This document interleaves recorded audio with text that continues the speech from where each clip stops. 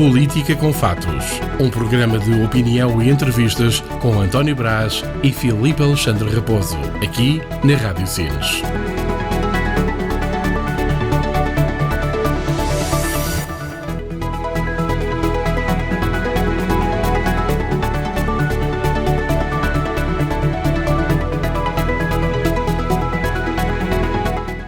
Bem-vindos ao programa Política com Factos. Hoje vai ser nosso convidado Ricardo de Brito, que é siniense, tem 31 anos e concluiu o mestrado integrado na Engenharia de Lisboa e trabalha atualmente na refinaria de Sines. Esteve desde cedo ligado ao associativismo, tendo sido membro do órgão da Associação Artística Scala Batuca desde a sua fundação e foi seu presidente entre 2020 e 2023. No associativismo estudantil, foi presidente da Associação dos Estudantes da Faculdade de Ciências e Tecnologia da Universidade Nova de Lisboa, onde teve a oportunidade de representar mais de 8.000 alunos. Foi também, em 2019, vice-presidente da Federação Académica de Lisboa e membro do Conselho da Faculdade de Ciências e Tecnologia da Universidade Nova de Lisboa, eleito pelos estudantes. Do percurso no momento estudantil destacam-se ainda diversas tomadas de posição de âmbito nacional, tal como a fundação do movimento Rumo à Propina Zero. Atualmente é presidente da mesa da Assembleia Geral da Associação Mais para a Juventude Siniense. No plano político foi comissário nacional da JS entre 2021 e 2022 e presidente da Juventude Socialista de Sines no mandato de 2022-2023. Foi ainda secretário nacional adjunto da JS, com o Pluro do Ambiente e a Ação Climática no mandato de 2023-2024. Foi membro da Assembleia Municipal de Sines no mandato de 2021-2025, candidato a vereador nas últimas eleições autárquicas e é atualmente o presidente da Conselhia de Sines do PS. E o Ricardo de Brito já está connosco aqui no estúdio da Rádio Sines. Bem-vindo. Bom dia, obrigado. Já conhecemos aqui um pouco da biografia do Ricardo de Brito, aqui as perguntas vou deixar para os nossos comentadores, Filipe Alexandre Raposo e António Brás, bem-vindos. Então, muito bom dia, bom dia ao nosso auditório, também agradecer ao Sr. Presidente da Conselhia do Partido Socialista a sua disponibilidade para estar aqui hoje connosco, também indo ao encontro daquilo que temos feito também com os nossos outros convidados, presidentes de Câmara e presidentes da Assembleia Municipal e de Junta de Freguesia, e para enquadrarmos também aqui a nossa conversa, apenas aqui apresentar aquilo que tem vindo a ser os resultados do Partido Socialista nas várias eleições, ou nas últimas e nas anteriores. No caso das europeias, e só os resultados do Conselho de Sines. Nas europeias de 2019, o Partido Socialista vence as eleições em Sines, foi o partido mais votado, com 1.178 votos, e em 2024, estamos a falar das europeias, continua a ganhar com menos 8 votos, teve 1.770 votos. Nas eleições legislativas, o Partido Socialista em 2024 tem 2.261 votos e nas eleições de 2025 passa para a segunda força. A primeira ficou o Chega, com 1.925 votos, e o Partido Socialista em segundo, com 1.607 votos. Nas eleições para a Câmara Municipal, em 2021, o Partido Socialista tem 3.041 votos e 4 mandatos, e em 2025 o Partido Socialista passa para a terceira força política, sendo a primeira o PCP com 2.989 votos, o Movimento Mais com 1.715 e o Partido Socialista com 1.219. Perante estes resultados, a pergunta é óbvia, não é? Perguntar ao Ricardo qual é que foi o motivo, o que é que o levou, sendo que o Partido Socialista, não é, está no sentido, neste caso agora, a perder votação e a perder também mandatos e eleitorados, e não deixa de ser um ato de coragem, não é? Normalmente nestas alturas é quando ninguém se quer candidatar, não aconteceu o mesmo com o Ricardo. O que é que levou o Ricardo a candidatar-se à Conselhia do Partido Socialista num momento difícil, não é? Que é um facto, num momento difícil para o Partido Socialista em Sines? Bem, antes de mais, bom dia a todos e agradecer bastante o convite. Eu, antes de responder à pergunta, gostava de deixar aqui uma nota, dar os parabéns à Rádio Sines pelo trabalho que tem desenvolvido e, em particular, este programa. Eu acho que nós temos vivido uma crise da imprensa local e é importante, e é até de congratular nós em Sines termos uma instituição como a Rádio Sines, o trabalho que desenvolve, porque o poder local, e não só o poder, mas as oposições, a democracia local também precisa da imprensa local e desse nível de escrutínio, e portanto congratular por isso. No que toca, da nossa parte, muito obrigado. No que toca à questão que me colocam, de facto, o cenário que o Partido Socialista enfrenta, e não só o Partido Socialista, digamos que a nossa família política enfrenta neste momento, não é nada fácil. Quer a nível local, quer a nível nacional e até mesmo em termos internacionais. Mesmo a nível nacional, eu sei que alguns camaradas meus têm festejado o facto de estarmos em primeiro nas sondagens, mas a verdade é que se o Partido Socialista neste momento ganhar eleições não tem quaisquer condições de governabilidade, e isso precisa de ser assumido e dito com toda a franqueza. O momento não é fácil, a nível local também não é nada fácil, mas também é nos momentos difíceis que há as oportunidades para fazer a renovação e construirmos algo diferente. O que vos posso dizer é que eu interesso-me bastante por esta temática da renovação na política, e em particular no Partido Socialista, nos partidos tradicionais, mas no Partido Socialista em particular, há uma grande necessidade de renovação do projeto político, renovação da forma de fazer política, da forma de estar no espaço público. Isso é sem dúvida uma necessidade urgente, e muitas vezes essas novas formas de fazer política não significam inventar a roda, muitas vezes passam por recuperar a essência de que esteve na fundação dos partidos, e isso é um tema que eu tenho discutido internamente no partido, e que talvez por isso, nos últimos meses, vários camaradas meus, colegas de partido, mas também simpatizantes do Partido Socialista, me incentivaram a avançar com esta candidatura internamente, e esta parte também é importante, disponibilizaram-se para fazer parte deste projeto, porque isto não é um projeto individual, é um projeto coletivo, isto é preciso ser dito. Eu obviamente dou a cara, mas há aqui uma equipa empenhada em fazer este caminho que precisa ser feito, porque o cenário de facto não é agradável para esta força política. No entanto, os problemas que as pessoas enfrentam no dia-a-dia, que as pessoas que nós nascemos para representar enfrentam no dia-a-dia, precisam de respostas, e muitas delas estão na nossa área política, e é isso que nós temos que nos dedicar. Okay. Bom dia, Ricardo. Dizer aqui duas coisas, esclarecer aqui dois a três aspectos.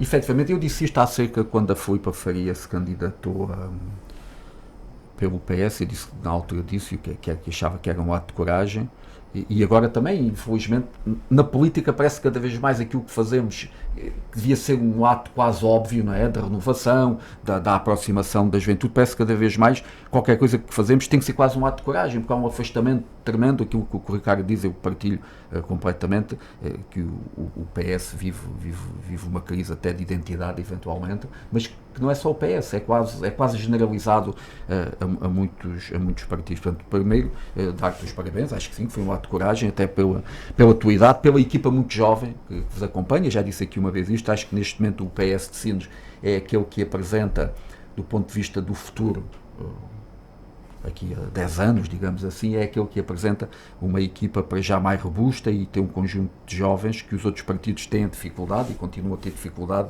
em conseguir congregar para olhar para o futuro. Também dizer-te, e aqui vou-te fazer um elogio, vou-te fazer uma crítica, e a minha pergunta vai aí. Há muito tempo que eu acho, e também se calhar já tinha partilhado isto, acho que o Ricardo é a pessoa, um dos políticos mais capacitados do Partido Socialista de Sines, não tenho dúvida acerca disso.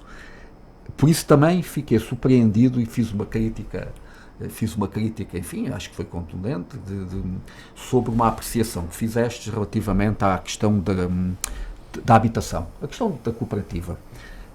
E a minha pergunta é esta, eu queria perceber se isto foi pensado e se foi claramente estratégico, se foi uma falha ou se até foi uma má interpretação minha.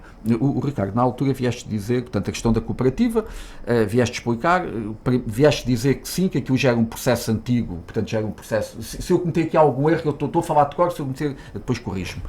Portanto, já era um processo antigo que vinha do anterior executivo, é um facto, depois havemos de falar aqui nesta ligação ao anterior executivo, é um facto, vinha do anterior executivo, mas que não o conseguiu concretizar. Depois abordaste aqui duas questões. Uma foi que, no teu entendimento, ou no entendimento do PS, pronto, aqui no caso és tu o interlocutor, que se deveria procurar escolher cooperativas locais. Eu concordo, acho que sim. Primeiro tem que existir cooperativas locais que estejam ativas e depois temos aqui um imperativo legal que é a impossibilidade de escolhermos cooperativas locais só por escolhermos, porque estamos obrigados a cumprir isso. E depois, acho que houve aqui uma questão que para mim me pareceu fundamental, não sei se é essa a tua intenção, ou se também fui eu que interpretei mal, quando tu dizes que, ok, tudo bem, vamos olhar para a doação do terreno, a nossa expectativa não era a doação do terreno, era a venda quase por um preço simbólico, que ia honorar os terrenos, ia honorar as casas em 20, 30 mil euros. 20, 30 mil euros é uma fortuna para um jovem que vai comprar a casa. A minha questão era esta, também não quero ser injusto do ponto de vista de dizer fiz-te uma crítica e agora estamos aqui, não a possas rebater, portanto é essa a ideia, e também depois para complementar isto, perguntar qual é a tua visão para a habitação em si, o que é que seria ideal se fosse possível? Bem, antes de mais, obrigado pela oportunidade de esclarecer esse tema e agradecer obviamente o elogio. Sobre a questão da habitação, concretamente, a habitação, na minha opinião, deve ser a bandeira principal do Partido Socialista neste momento. E quando digo, não é só em Sines, eu digo mesmo a nível nacional, porque há sem dúvida uma crise no acesso à habitação. O Partido Socialista tem que se preocupar com os temas que mais dizem respeito ao dia-a-dia das pessoas, da dificuldade das pessoas, e isso neste momento prende-se essencialmente com o custo de vida e, no caso de algumas franjas da população, em particular os jovens, o acesso à habitação, que é neste momento um verdadeiro drama para muitas famílias e em particular para os mais jovens. No que toca concretamente ao tema da doação dos terrenos, eu acho que tentei deixar de forma mais clara o posicionamento do Partido Socialista, e aquele era o posicionamento do Partido Socialista, concertado internamente, e talvez não tenha expressado da melhor forma, mas em primeiro lugar, quando disse que era um processo que vinha do passado, eu não me estava a referir ao acompanhamento que o Executivo fez ou não desse projeto. Estava a referir que esse projeto teve várias vidas, portanto os próprios promotores do projeto estudaram soluções diferentes. E a primeira proposta que surgiu, segundo sei, eu não acompanhei o processo e portanto também não quero falar do detalhe dele porque não o acompanhei, mas segundo sei, por exemplo, a primeira proposta não era para a doação dos terrenos a uma cooperativa, mas sim para a empresa à qual pertenciam estes trabalhadores comprar os terrenos. E portanto o projeto teve várias vidas e daí também ter demorado mais tempo, porque foram estudadas soluções diferentes pelos próprios promotores do processo. Portanto é preciso perceber que este processo teve vários parceiros e que a Câmara Municipal não é a única a ser responsabilizada, tal como neste processo também não o é.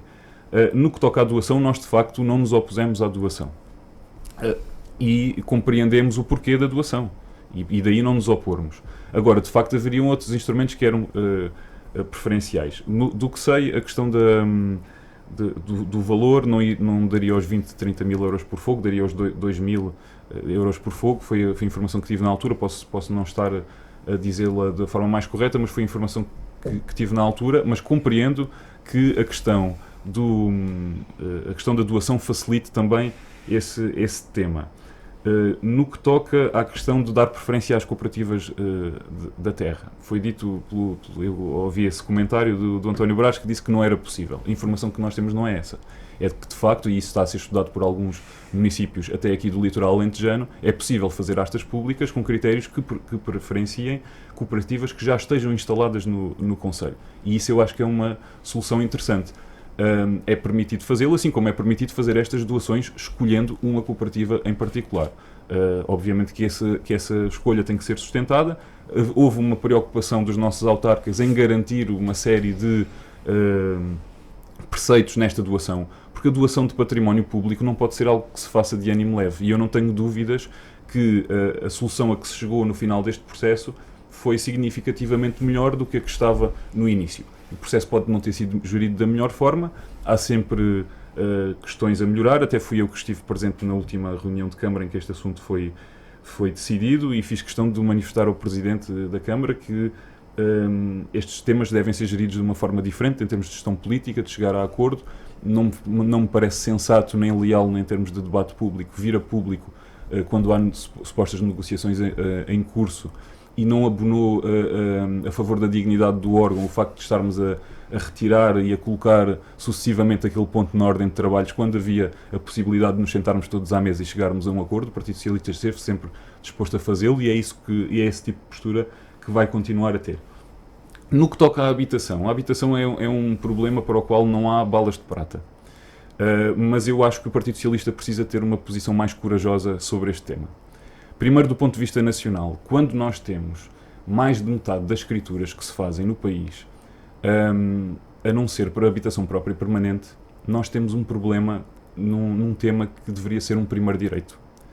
Quando nós permitimos que um direito fundamental das pessoas seja um bem de investimento e um bem transacionável, como é neste momento, e achamos normal numa sociedade que o direito de um fundo imobiliário adquirir uma casa está à frente do direito de uma família ter direito à habitação, eu acho que está qualquer coisa mal na nossa sociedade e estamos perante uma crise de valores.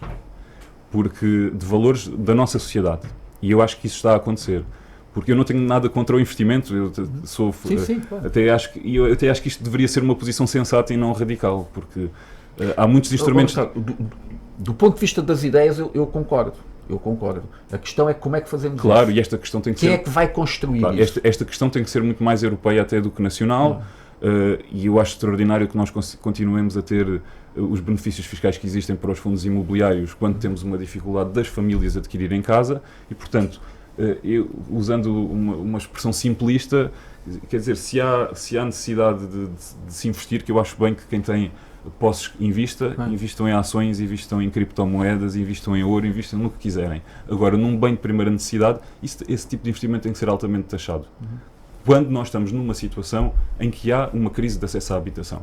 Porque, em primeiro lugar, está o direito básico das pessoas terem um teto para viver com dignidade. E quem é que defendias que construísse, neste caso, as autarquias, o Estado? Depois, aqui, em primeiro lugar, estamos a falar num problema da organização das casas que neste momento estão disponíveis. Depois, falando da questão de aumentar a oferta, que sem dúvida há que fazê-lo, e neste momento nós precisamos de todos. Nós neste momento precisamos de todos. Eu acho sempre que as autarquias são quem conhece melhor a realidade e quem deve tomar a dianteira nesse aspecto. Agora, também temos que reconhecer, e isto tem que ser dito com todas as letras, que as autarquias têm fundos muito limitados. Claro. E só com fundos do Estado, e neste momento eu acho que isto é uma crítica que eu faço a este governo, mas que também posso fazer ao governo do Partido Socialista, que apesar de ter criado programas de habitação, acho que eles não foram ambiciosos o suficiente.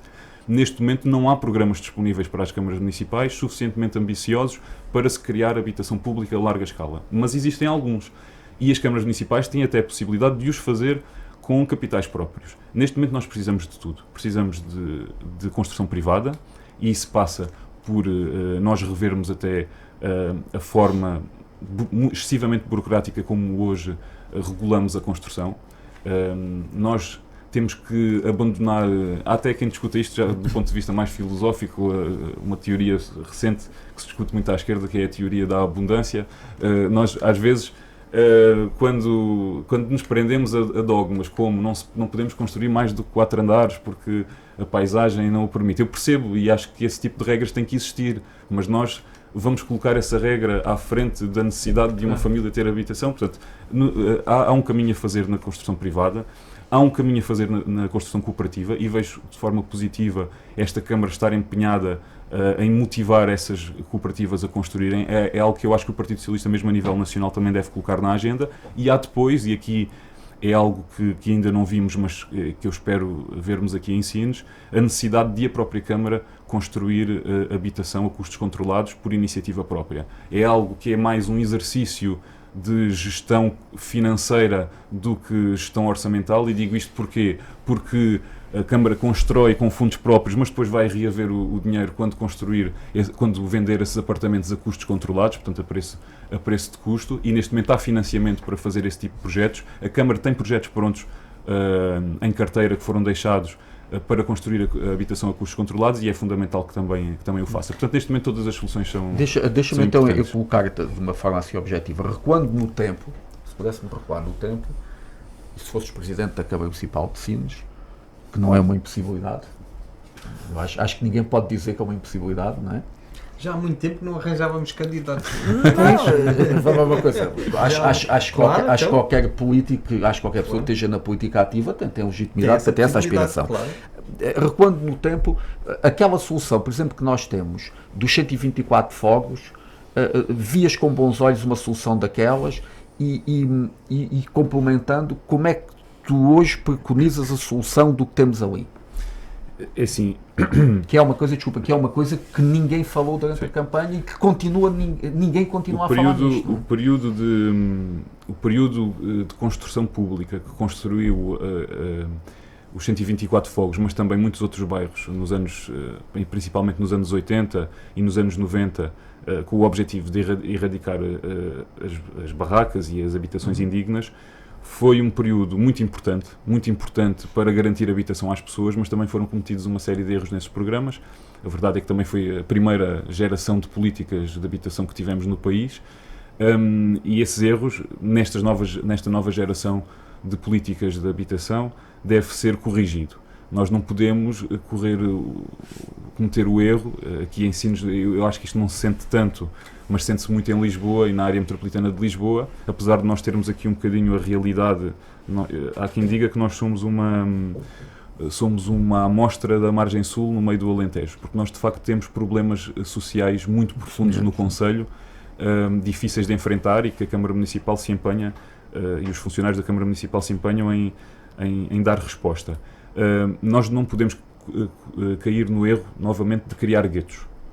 A habitação social e a habitação custos controlados deve estar distribuída pelo Conselho. O património que a Câmara Municipal e que o Estado tem no Conselho deve ser aproveitado para esse fim. E há até soluções ótimas e ideais, como se fazem, por exemplo, em Paris, em que se constrói um prédio de habitação e o primeiro piso é para a habitação social, o segundo para custos controlados e os restantes são de venda ao público. Isto é a situação ideal, sim. Mas que nem sempre é possível, mas há soluções hoje e formas de estruturar as políticas públicas muito diferentes.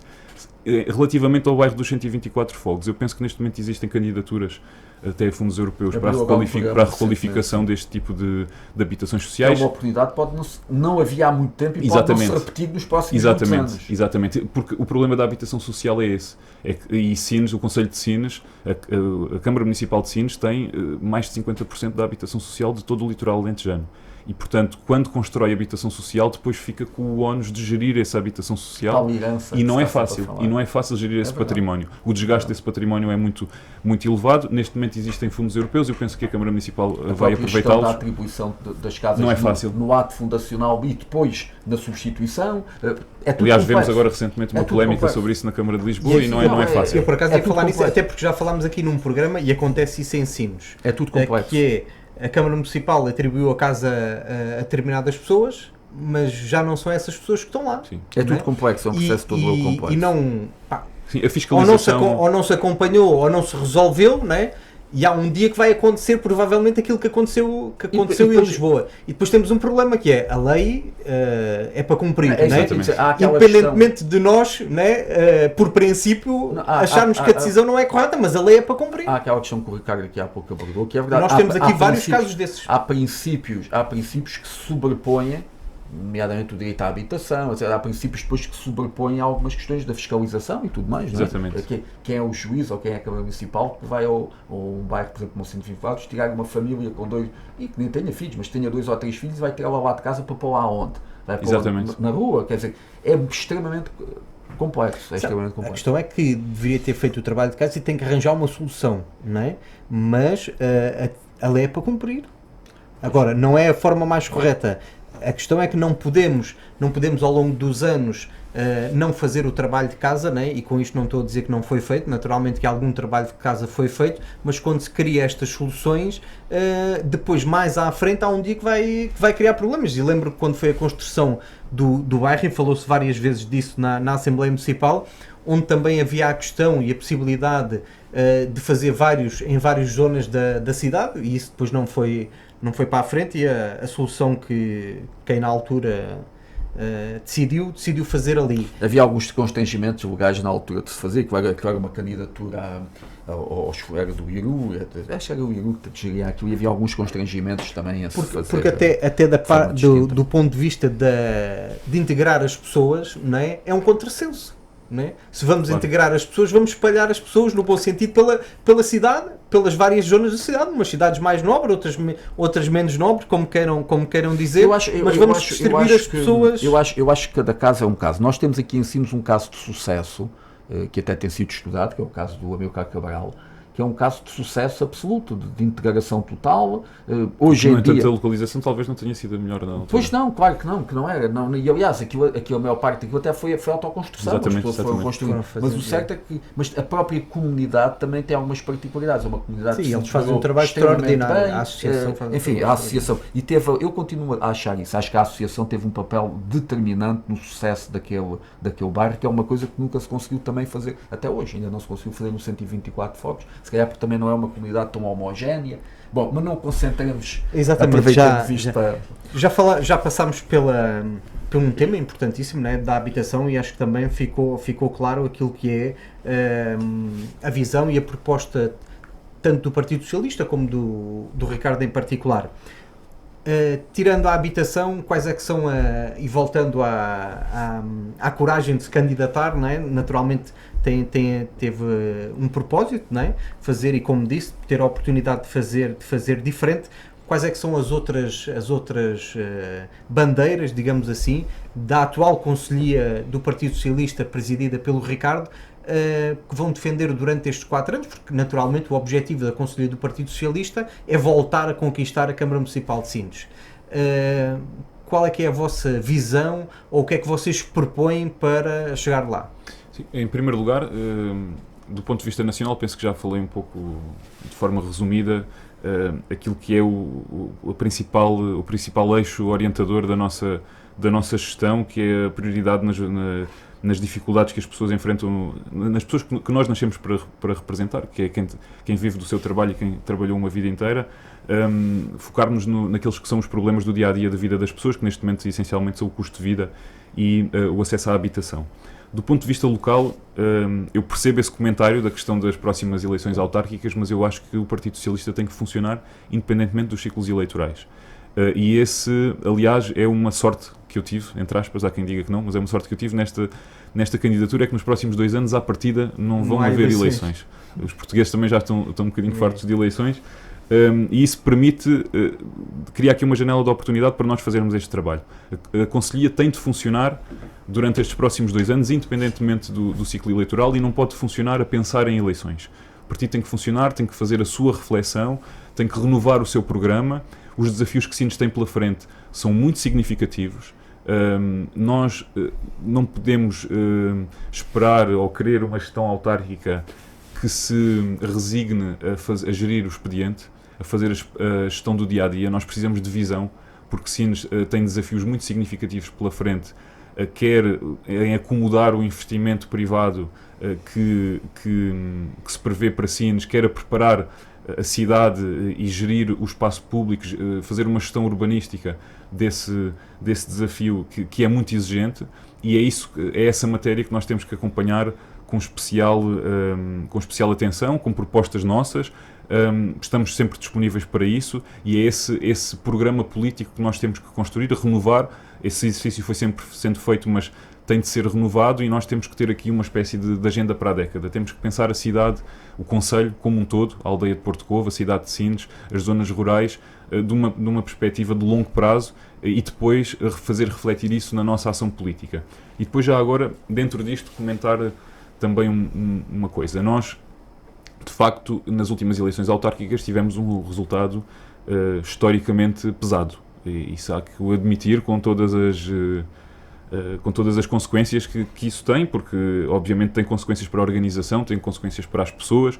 Foi um resultado pesado, que nos deixou com poucas condições, ou com condições reduzidas para fazermos o nosso trabalho de oposição, mas não nos podemos demitir da responsabilidade que temos de honrar os mandatos que recebemos e de cumprir esse trabalho. No entanto, curiosamente, nós, apesar de termos tido este resultado pesado, fruto da dispersão de votos que existiu nos vários órgãos autárquicos, e em particular fruto do resultado que obtivemos em Porto Covo, curiosamente somos a força política com mais autarcas eleitos. Metade desses autarcas eleitos em Porto Covo, fruto do resultado que tivemos. E, portanto, isso também é prova de que existe mão de obra, o PS continua com quadros e com quadros novos, jovens, com vontade de se dedicarem à causa pública. Nós, além dos autarcas, temos um grupo muito significativo de pessoas, não só de militantes, mas também de alguns simpatizantes. Um grupo que eu, obviamente, sou suspeito para falar, mas que acho que é bastante interessante pela diferença de percursos, de backgrounds, de idades, de experiências, alguns com experiência autárquica, outros com nenhuma experiência, mas com muita vontade de fazer acontecer. Esse grupo, eu gostava que esse grupo aumentasse, mas sobretudo esse grupo deve ser aproveitado para fazer esta reflexão, para ser capaz de apresentar proposta política e sobretudo para nos organizarmos de forma diferente e colocarmos a Conselhia a trabalhar de forma diferente, quer com iniciativas de caráter mais interno, quer com iniciativas com impacto exterior. Portanto, é esse o desafio que nós temos nos próximos 2 anos. Acredito que não será fácil, mas é também nestes momentos que o devemos fazer. Sobre a questão dos candidatos, eu espero que a 3 anos das eleições não me venham já a perguntar quem é que vai ser o candidato do Partido Socialista nas próximas eleições. A seu tempo, a Conselhia terá de fazer esse exercício. Acho que nem vocês sabem deste momento. Exatamente. Acho que a Conselhia, felizmente o Partido Socialista acredito que terá certamente muitas opções. Temos tido essa capacidade de formar quadros e isso é importante, de conseguirmos apresentar pessoas que têm alguma experiência da gestão autárquica e isso depois eu acho que se vê nos resultados práticos. Eu acho que o Porto Covo é um bom exemplo disso. Temos um presidente de junta que apesar de ser jovem, antes de ser presidente de junta, já exerceu praticamente todas as funções que existem na junta de freguesia e isso depois, obviamente, quando depois se junta à vontade de fazer e também, obviamente, há alguma capacidade, reflete-se depois na capacidade de execução. Colocar-te aqui uma questão, o seguinte, isto, pronto, eu percebo, não há, e nem era essa a expectativa que houvesse aqui uma ruptura com o passado. Eu estava a ouvir e houve aqui uma frase que me acompanhou enquanto estava a ouvir, que é, eu resumiria assim, há uma herança do passado, há uma herança que vos honra e um resultado que vos penaliza. A questão é, como é que tu defines ou como é que se justifica o que sucedeu? O que é que correu mal na governação do PS? Foram 12 anos em que tiveram maiorias absolutas, tiveram deputados, tiveram o governo central. O que é que correu mal aqui? A gente já aqui debateu isto com outras pessoas. Claro. Houve aqui falhas de comunicação, a população não percebeu o trabalho, era um trabalho de mais longo prazo que não se realizou na íntegra. O que é que correu aqui mal? Porque correu, vamos ver, eu quando digo correu, estou a falar da votação, objetivamente, o resto é subjetivo. Porque é que correu francamente tão mal? Esta questão é sempre muito subjetiva. Claro, e obviamente que os resultados eleitorais são o somatório de milhares de escolhas individuais que cada um, quando vai à urna, faz essa reflexão. Eu acho que nós não podemos falar destes 12 anos de governação nem com nostalgia, nem com arrependimento. Obviamente que há coisas positivas, há coisas menos positivas e essa avaliação é diferente em função da pessoa que a faz. O que eu vos posso garantir é que nós fomos fazendo essa reflexão internamente no Partido Socialista, continuamos a fazê-la e continuaremos a fazê-la. Eu posso, aliás essa reflexão tem sido feita até no espaço público, aqui também tem sido feita, até tiveram a oportunidade de receber aqui o anterior Presidente de Câmara Municipal para fazer essa reflexão. Eu posso partilhar convosco aqui, os três eixos que eu acho que mais falharam. E eu gosto de me concentrar, até internamente, gosto de me concentrar no que corre mal, porque acho que é onde temos mais para aprender e para construir o presente e o futuro. Sim, porque não correu tudo mal. Claro, exatamente. Ao contrário do que se possa pensar, e não correu tudo mal. Foram 12 anos, houve muita coisa, houve um caminho, mas... E houve uma herança que também receberam? Eu concordo absolutamente contigo, isto é subjetivo, também para eu te perguntar, porque eu também tenho falado disto com várias pessoas, eu próprio interrogo, quer dizer, eu acho que há aqui uma coisa que provavelmente irás citar, que é a questão do desgaste. Houve coisas que não correram bem, que a gente percebe, houve coisas que correram bem, que se calhar não foram bem divulgadas, não se percebeu o alcance, mas somando tudo isto, a gente olhando para o resultado, eu acho que o resultado foi ainda muito pior do que aquilo que poderia refletir alguns erros que tenham havido de governação, não é? Em primeiro lugar, cada eleição é um contexto diferente. Depende dos candidatos que se candidatam, depende dos programas políticos, depende das narrativas que se formam à volta de cada candidato e de cada projeto político, que, por norma, nenhum político controla as narrativas, nenhuma força política controla essas narrativas, pode tentar combatê-las ou rebatê-las ou aproveitá-las, mas não as controla e, portanto, antes de responder, até vou dizer uma coisa. Pertencer a um partido tem uma grande vantagem. Eu, ao início, achava que não, mas depois aprendi isto rápido com o tempo. É que quando nós pertencemos a um partido, estamos sempre em eleições, sejam internas ou externas. E, normalmente, são eleições em que nós somos candidatos a alguma coisa e, portanto, como estamos sempre em eleições, perdemos muito mais eleições do que ganhamos. E percebemos o mecanismo. Exatamente. Eu já perdi muito mais eleições do que as que ganhei, e isso traz-nos o ensinamento, que é aprendemos a desvalorizar os resultados, sejam eles positivos ou negativos, e a valorizar as causas e os projetos políticos e a razão pela qual estamos cá. E é por isso que em momentos de derrota continuamos cá e a tentar reinventar-nos. Agora, o que é preciso? Eu acho que todos os mandatos têm que ser avaliados em função do contexto político. Em função do contexto em que eles acontecem. Obviamente que há um contexto de 2013 que é inegável. Eu, em 2013, tinha 18 anos, ainda não era militante do Partido Socialista e votei pela primeira vez nessas eleições autárquicas. E o contexto que o Partido Socialista herdou foi um contexto, e perdoem-me a expressão, mas financeiramente desastroso. Não vou aqui discutir se o dinheiro antes foi bem gasto ou mal gasto, não é isso que está em causa. A gestão que foi feita antes de 2013, a verdade é que, à luz do que é hoje a lei das finanças locais, seria impraticável. Seria impossível de fazer orçamentos como se faziam na altura e fazer a gestão que se fazia. Felizmente, é das poucas coisas do governo da Troika que eu concordei, foi com a lei dos compromissos. O ponto de partida foi péssimo do ponto de vista financeiro e foi horrível do ponto de vista económico, porque havia uma série de compromissos assumidos e não só assumidos. Há pouco falamos do 124 fogos. O 124 fogos é um compromisso que vai perpetuar durante muito tempo. É uma despesa efetiva que está ali, como é o Centro de Arcos, como é tantas construções de E é preciso perceber que, na altura, a Câmara Municipal não cumpria a lei dos compromissos das finanças locais. Foi submetida a um verdadeiro garrote, em que era obrigada a reduzir o número de funcionários, não podia fazer investimento. Portanto, havia um verdadeiro garrote à gestão pública que condicionou muito a governação, pelo menos nos primeiros 8 anos. O que é que eu acho que falhou?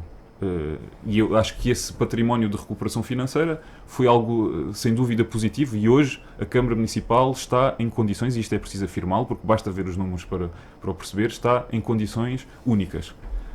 Óbvio que está longe de um cenário ideal. Na gestão pública os recursos são sempre escassos, e há sempre que escolher prioridades. Concordas que isso foi feito em grande parte à custa da venda do património, dos terrenos, nomeadamente do PP Sul? Eu acompanhei isso e não consigo concordar com essa afirmação, porque a venda de terrenos foi uma prática de todas as gestões da Câmara Municipal, e ai do Presidente de Câmara que não venda terrenos, porque nós precisamos de vender terrenos para gerir o território. Mas nunca nesta dimensão e nunca há este valor, porque as despesas correntes aumentaram fortemente com o Partido Socialista. Aumentaram, exatamente, e vão continuar a aumentar se o salário mínimo continuar a aumentar, e esperemos que continuem, porque a carreira geral da função pública tem de ser valorizada. O que é que eu acho que falhou? E isto é um exercício pessoal que eu acho que muitos camaradas concordam comigo, mas as opiniões serão certamente sempre diferentes. Eu acho que falhou no momento oportuno, e estas três coisas estão ligadas, no momento oportuno fazer a reorganização da Câmara e dos serviços, por forma a tentar que a Câmara fosse mais eficiente a dar respostas. Em segundo lugar, faltou capacidade de execução, capacidade de execução que está relacionada com este primeiro ponto. Ainda para mais, esta execução acabou por ser concentrada em projetos que não são visíveis para a população, em particular no abastecimento de água. O último mandato do Partido Socialista foi o mandato em que mais se investiu em Porto Covo, neste caso no abastecimento de água.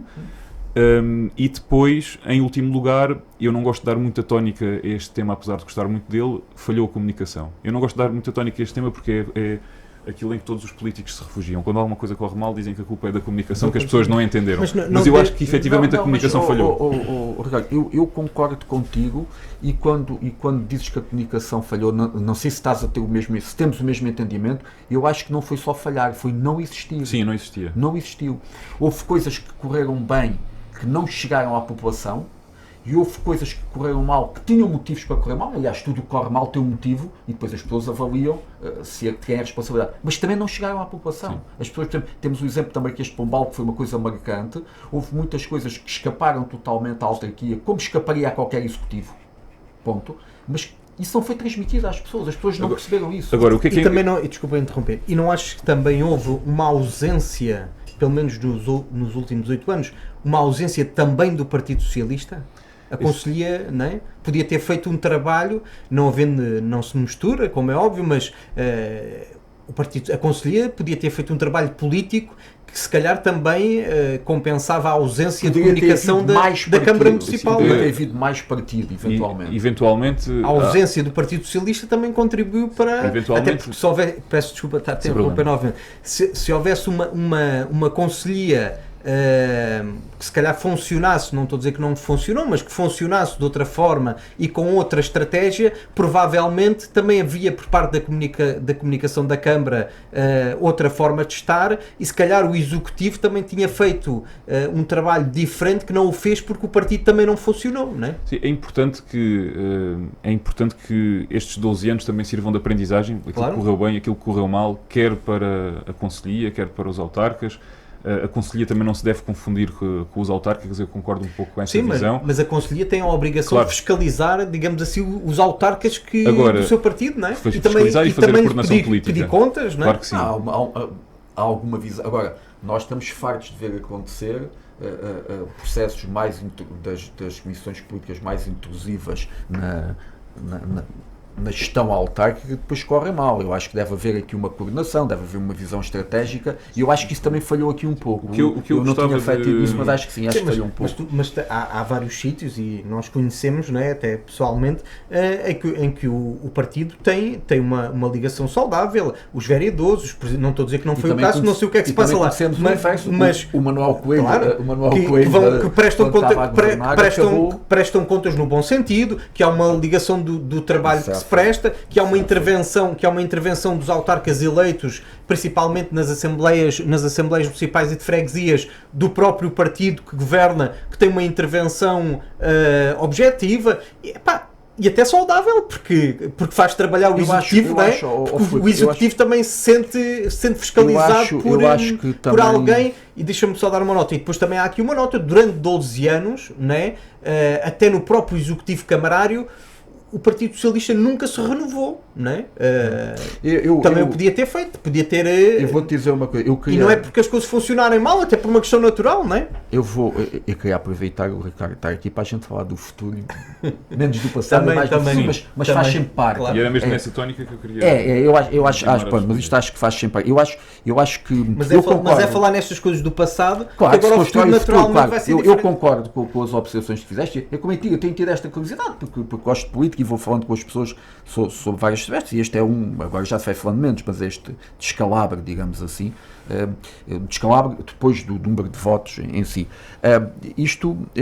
Eu acho que também houve aqui uma coisa, um fator, por acaso que é dos mesmos abordados, isto que o Filipe diz também é uma das coisas que aponto, o que tu disseste, eu concordo, também é uma das coisas, mas eu acho que houve aqui uma coisa, do ponto de vista até do inconsciente, que funcionou.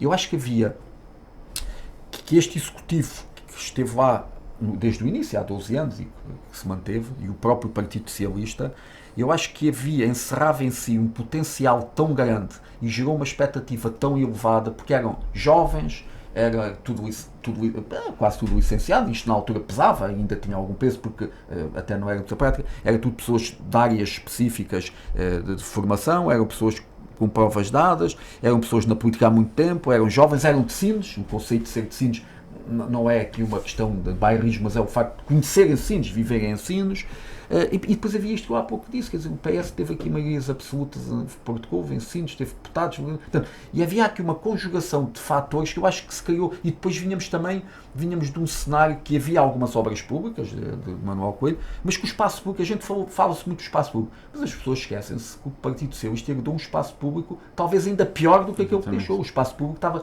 completamente degradado, quer dizer, e havia aqui, eu lembro-me na altura de muita gente dizer uma coisa engraçada relativamente ao Nuno Mascarenhas, dizia, isto basta o Nuno manter as ruas limpas, isto não é preciso mais nada. Porque, de facto era um desespero, estava tudo muito mal. E eu acho que isto encerrou aqui uma expectativa muito, muito, muito elevada que depois não se concretizou. Eu acho que também foi por aí, é a minha opinião. Sim, é possível, até porque a gestão de expectativas neste momento é sem dúvida um problema na política, e isso acontece a muitos... E muito rápido, não é? Agora é muito partidos, rápido, com ciclos muito rápidos, a partidos diferentes, a líderes diferentes. Temos visto a acontecer isso um pouco por todo lado. Agora, eu acho, e eu gosto sempre desta discussão, e acho que esta reflexão é necessária e nós fazemos essa reflexão internamente. Agora, o que neste momento se exige à Conselhia do Partido Socialista, e em particular é a minha obrigação enquanto pessoa que dá a cara por este projeto, a obrigação que o Partido Socialista neste momento tem é de se constituir como alternativa.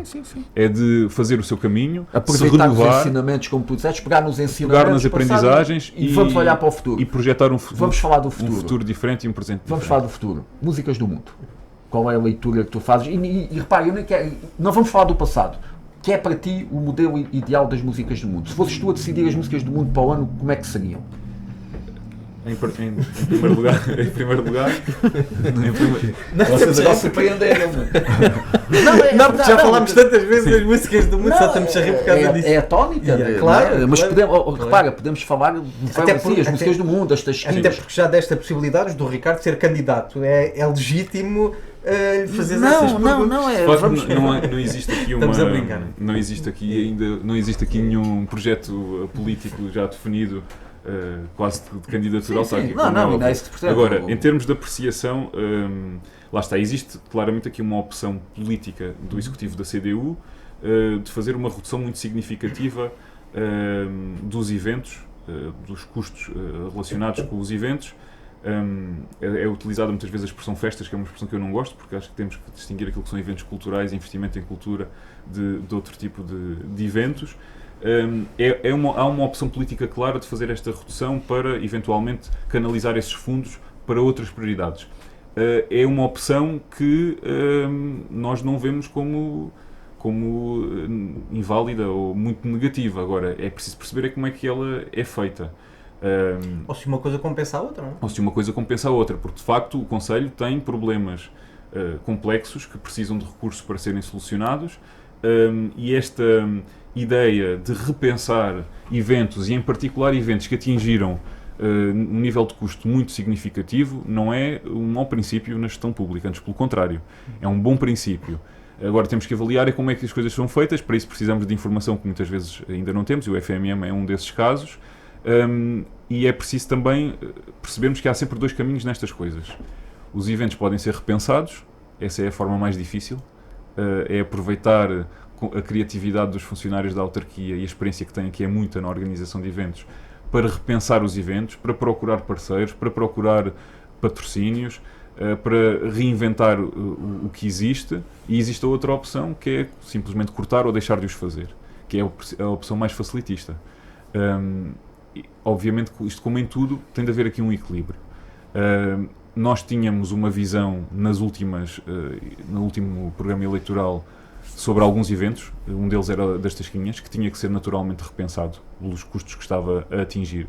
Esta solução que foi adotada pelo Presidente não era a nossa solução, mas eu também acho que, e nós manifestámos, o Partido Socialista manifestou isto à CDU, nós achamos que, apesar do Executivo ser minoritário, deve ter liberdade para imprimir a sua marca neste tipo de gestão. Não faz sentido a oposição intrometer-se na gestão concreta dos eventos. Tem que haver aqui alguma liberdade dada e confiança até dada ao Executivo. Sobre o FMM, eu acho que é importante nós retirarmos o FMM do bolo dos eventos, porque de facto é uma questão muito particular, porque o Festival de Músicas do Mundo neste momento tem uma vida própria e é uma marca superior até à Câmara Municipal de Sines, e qualquer coisa que se faça no FMM tem impacto no ano seguinte e nos anos seguintes, porque quem vem um ano... Há uma teoria, uma opinião, enfim, de algumas pessoas, que é engraçada, pois é curiosa do ponto de vista da reflexão até filosófica, que diz que o FMM ganha uma dimensão que já não tem preço, em sentido figurado. Claro, tudo tem preço, e quando nós estamos a falar a falar de um orçamento municipal... Não podemos olhar para as músicas do mundo do ponto de vista meramente económico. Temos que olhar porque Sim. Nós também não podemos Porque é olhar público, para o... Exatamente. Nós, quando olhamos para custos e quando falamos do orçamento municipal, temos de falar com seriedade, porque é dinheiro de todos nós, dos sinienses, dos contribuintes, e tem que se falar com exigência. Agora, eu não sou especialista em gestão de festivais. Não sei se foi uma boa opção reduzir o número de concertos pagos no Castelo e tornar menos atrativo, eventualmente, os concertos pagos, que são o que dá alguma sustentabilidade ao evento.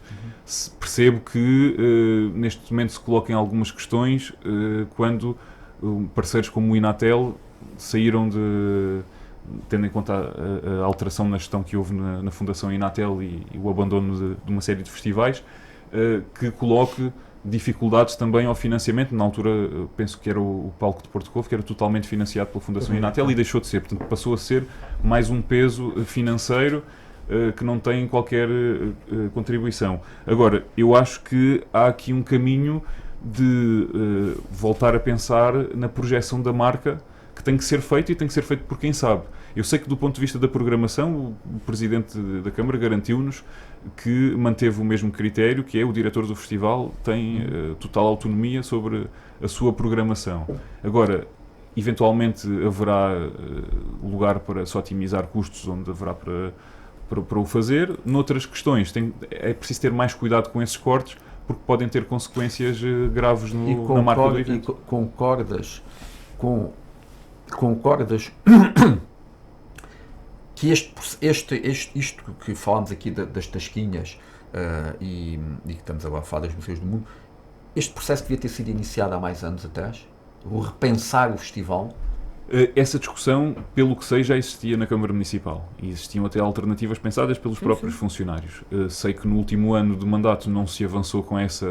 Houve uns 25 anos, que era uma data redonda e não se quis introduzir as alterações. Sendo o último ano, penso que não se quis avançar com o repensar do evento. Agora, este tipo de coisas tem que ser feita com bastante preparação e antecedência. Não se pode, em poucos meses, alterar um evento da dimensão. E Porto Covo, concordas que se mantenha Porto Covo? Aliás, parece que já é claro, pelo menos segundo agora as últimas informações que vi, que o Porto Covo se irá manter durante este mandato. Essa discussão tem que ser feita com as pessoas de Porto Covo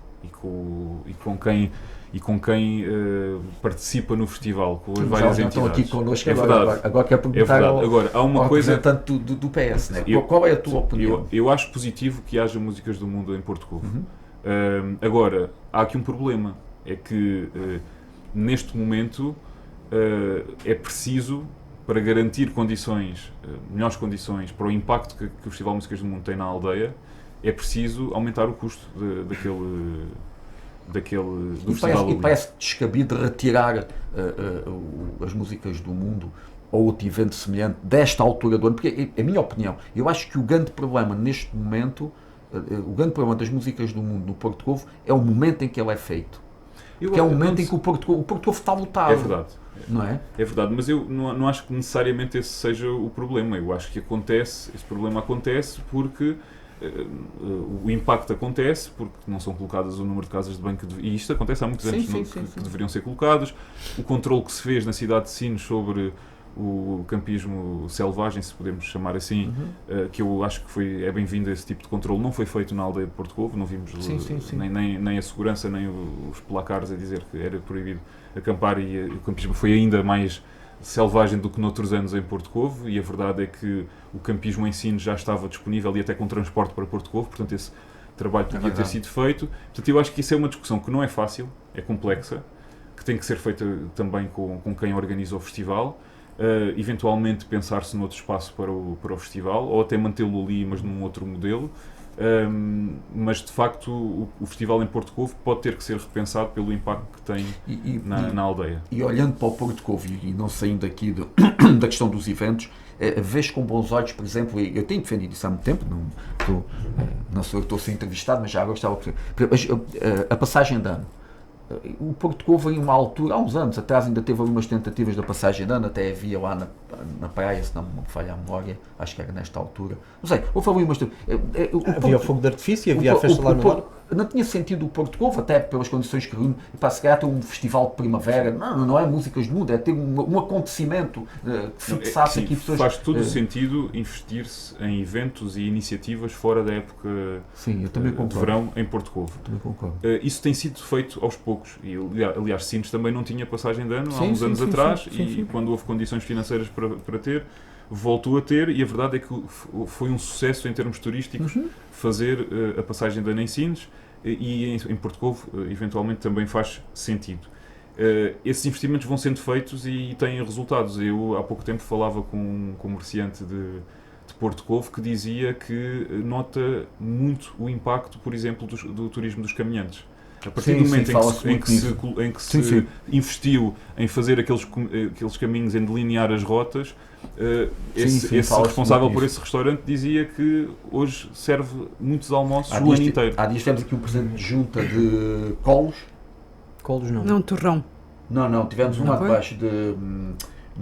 não foi de Colos, foi da Longueira Almogarave. Da Longueira Almogarave, em que fala precisamente. Mas isto para dizer um impacto económico grande. Em Porto Covo e também em Sines, mas em particular em Porto Covo, é preciso combater a sazonalidade para, em termos económicos, o turismo conseguir ter uma oferta o ano inteiro e essa atividade económica ter um outro balão de ensaio. Sim, isto como o tempo corre, naturalmente precisávamos, uma hora parece pouco, mas passa a correr. E também de forma muito objetiva, e porque o tempo já não é muito,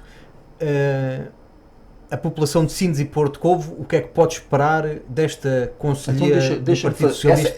Essa será a última questão. Sim. Então deixa-me fazer só uma antes, porque depois já não tem sentido eu fazer isso. Há pouco abordaste esta questão. Nós estamos perante um executivo minoritário. Eu queria te perguntar aqui três questões. Primeiro, não houve condições não houve condições de se formar ou de haver aqui um acordo para haver uma maioria. Concordo e acho interessante a tua postura de dizer que, apesar de estarem em minoria, hoje ganharam e devem ser eles a conduzir, e acho que não tem também sentido ser aqui uma força de bloqueio. Na tua opinião, é expectável que tenhamos esta posição até o último ano de mandato, ou vamos ter um último ano de mandato em que a oposição se vai unir, mesmo que seja tacitamente, se poderá unir do ponto de vista de travar alguns processos? Esta é uma questão que depois é interligada com a primeira, que é, se voltássemos atrás e fosses Presidente da Conselhia quando foi a tomada de posse, terias incentivado uma eventual, se houvesse disponibilidade também da parte da CDU, uma eventual maioria, um acordo para formar uma maioria no Executivo e até na Assembleia. Formar isto não é como na Assembleia, a maior parte das pessoas não sabem, mas haver um acordo tácito que permitisse garantir a governação até ao final do mandato. Bem, eu se calhar começo por essas questões do fim, mais concretas, e depois para a mais global. Em particular, no que toca ao último mandato, é o último ano de mandato, o mandato da Conselhia não chega ao último ano de mandato, mas eu espero e acho que o Partido Socialista vai manter a postura até ao fim. Sobre a questão da negociação que houve sobre a constituição dos órgãos. De facto, o Partido Comunista abordou o Partido Socialista no sentido de poder formar uma maioria. Eu, uma questão de lealdade, tendo em conta que não acordámos com a CDU qualquer comunicação sobre essas reuniões, não vou partilhar o conteúdo das mesmas. Claro. O que posso garantir é que eu já na altura partilhava da opinião que o Partido Socialista, depois de 12 anos de governação e depois do seu projeto ter sido rejeitado de forma tão clara pelos sinienses, não deveria assumir posições executivas. Essa, aliás, era até a nossa posição relativamente à Junta de Freguesia de Sines. No entanto, com o desenrolar das coisas e numa tentativa de desbloquear o impasse que se criou na Junta de Freguesia, o Partido Socialista tomou a iniciativa até de tentar motivar uma solução de executivo, e neste momento está no executivo. Portanto, eu sobre isso acho que ficou clara a minha posição, e neste momento eu acho que isso é consensual internamente, que não deveríamos assumir posições de executivo. No entanto, o que manifestámos desde cedo à CDU, ao Presidente da Câmara em particular, e que continuamos a manifestar, é que nós o nosso propósito, e é isso que devem esperar do Partido Socialista, é sermos uma oposição construtiva. Eu, aliás, nem gosto da palavra oposição, porque parte do princípio, é uma expressão que parte do princípio que nós temos que estar sempre contra. E não é bem assim. Em particular, numa democracia representativa, em que é suposto que façamos parte da decisão, e na maior parte dos casos até estamos de acordo, o que se espera é uma oposição responsável, uma oposição construtiva. Nós vamos sempre trabalhar com a verdade, não vamos exigir à Câmara Municipal aquilo que não é exigível. Conhecemos os constrangimentos da Câmara Municipal, conhecemos os constrangimentos da administração pública, conhecemos os desafios que se nos têm pela frente, mas também conhecemos a capacidade que hoje a Câmara tem para eventualmente lhes dar resposta ou não, e portanto o que faremos, e eu acho que este espírito deve ser mantido ao longo deste mandato, é acompanhar a gestão autárquica da melhor forma, sermos exigentes, obviamente, acompanharmos e apoiarmos aquilo em que concordamos. Quando não concordamos, tentar sempre chegar a um acordo e a um consenso, porque o nosso objetivo aqui é servir as pessoas. É servir as pessoas, é garantir que os problemas são resolvidos, e esse tem de ser o nosso foco até ao final do mandato. Tu concordas, a propósito disso que estás a dizer, e acho que tu já respondeste um bocadinho isto, tu concordas que para o cidadão comum a forma como se processou, e tu se calhar até já acabaste por responder isto, a forma como se processou esta questão da construção de habitação por uma cooperativa para o cidadão comum é difícil, para os tais 50% então, que há pouco falávamos em off, para aqueles 50% que nem votam, é difícil compreender isto, dizer assim, mas há tanta falta de habitação, mas como é que estão a discutir questões legais? E eu concordo, isto não devia ter sido tudo tratado previamente e ir à Assembleia e ser aprovado? Eu concordo com isso, e acho que essa postura, e nós já manifestámos essa postura mais do que uma vez ao atual Presidente, que essa postura de construção política tem que ser mantida ao longo do mandato. Tem dificuldade em perceber. E muitas vezes, e é assim, há sempre forças políticas que tentam fazer aproveitamento político desses processos de negociação. Essa não é a nossa postura, não será a nossa postura durante este mandato, e é isso que tentaremos fazer até ao fim. Portanto, eu acho que é isso que devem esperar da Conselhia do Partido Socialista, no que toca à coordenação da política autárquica. Eu acho que um bom exemplo disso é aquilo que neste momento se está a passar entre a Câmara Municipal de Sines e a Junta de Freguesia de Porto Covo. Há uma relação que, pelo que me tem sido reportado, tem sido boa, uma relação de trabalho, de proximidade, em que mesmo onde há divergências é sempre possível chegar a um acordo com o objetivo de servir a população, independentemente de quem retira méritos ou não, porque nós não estamos aqui para receber méritos, estamos aqui para servir a população, e portanto acho que é essa a tónica que devemos ter até ao final do mandato. No que toca à Conselhia em si, além da questão da política autárquica, o que eu acho que as pessoas podem esperar é uma Conselhia mais presente. Isto não é nenhum ajuste de contas com o passado, nem uma crítica à gestão anterior. Mas nós precisamos, sem dúvida, de uma Conselhia mais adaptada aos tempos que correm, mais presente, próxima das pessoas, que não visite os sítios só em campanha, que esteja atenta ao que se passa e que se adapte também às novas formas de comunicação, porque vivemos um tempo político muito desafiante e diferente, e é preciso reinventar-nos. Da minha parte foi uma honra e um prazer. Nós também agradecemos, não sei se quer... Esvaziámos esta questão. Pois, exatamente. Mas não foi a minha intenção, mas eu depois percebi que o Ricardo começou a oportunidade para uma última mensagem, uma última palavra que queira transmitir lá para casa, tanto aos militantes do Partido Socialista como aos sinenses e portucovenses. Não, dizer apenas que o Partido Socialista é, como sempre foi, uma casa aberta. Nós temos um grupo... Nós muitas vezes no espaço público e na opinião pública, até às vezes com intenções de aproveitamento político e de crítica aos partidos, que eu sei que essa crítica muitas vezes é legítima, mas cria-se esta imagem de que os partidos que existe uma máquina partidária que funciona de cima para baixo e que decide tudo, mas a verdade é que a prática é muito diferente. No caso, pelo menos do Partido Socialista, o Partido Socialista vive das suas conselhias.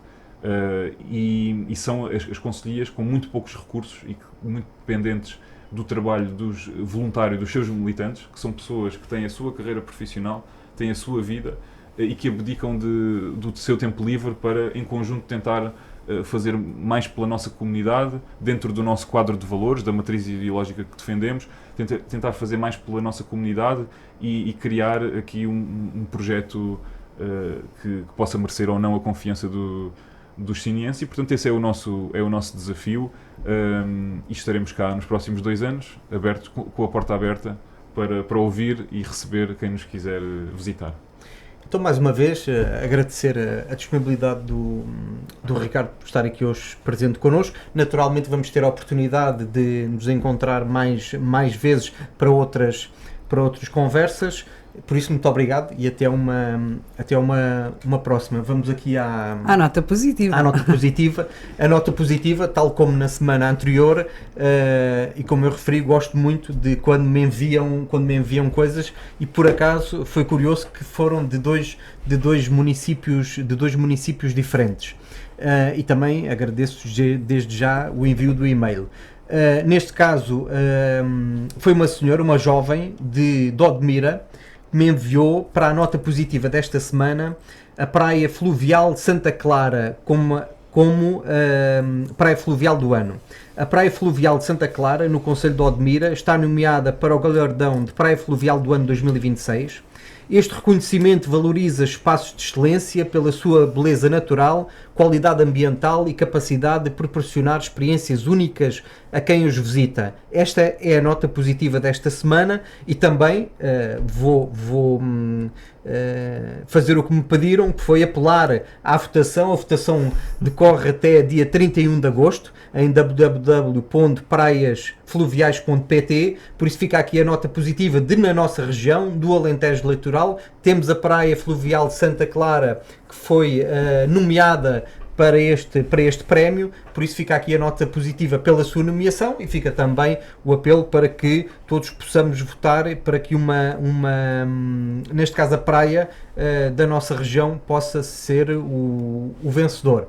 O verso desta semana, o pensamento, o poema, é fácil trocar as palavras, difícil é interpretar os silêncios, é fácil caminhar lado a lado, difícil é saber como se encontrar.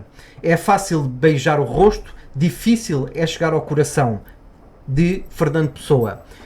O livro desta semana é o comboio da meia-noite. O comboio da meia-noite é integrado no mesmo universo de A Biblioteca da Meia-Noite. Acompanha a sua personagem numa viagem metáforica após a sua morte. O protagonista embarca no comboio misterioso que lhe permite rever as suas memórias e focar-se no seu grande amor e refletir sobre os seus arrependimentos e escolhas. O enredo principal é a personagem que morre e entra num comboio invulgar. O comboio representa o momento em que a vida passa diante dos seus olhos. O leitor descobre o passado, sobretudo a lua de mel em Veneza, com o seu grande amor, sente que deitou tudo a perder após essa viagem e quer mudar o rumo das coisas. O que é que se pode tirar daqui? O passado, a impossibilidade de o alterar, mas a oportunidade de o compreender. As escolhas e consequências, como as decisões moldam a nossa essência e o destino de quem amamos. E o amor e a perda, o peso da saudade e o valor dos momentos felizes que vivemos. As sugestões, perguntas, que espero e faço um apelo, que vão enviando. Naturalmente que sempre que temos oportunidade fazemos questão de transmitir aqui as sugestões que nos dão e as perguntas, também temos a oportunidade de responder. Podem enviar para politicaconfactos@radiosinos.com. Até para a semana, umas boas férias quem está de férias, e agradecer mais uma vez ao Presidente da Conselhia do Partido Socialista de Sines a sua disponibilidade. Muito obrigado e até para a semana.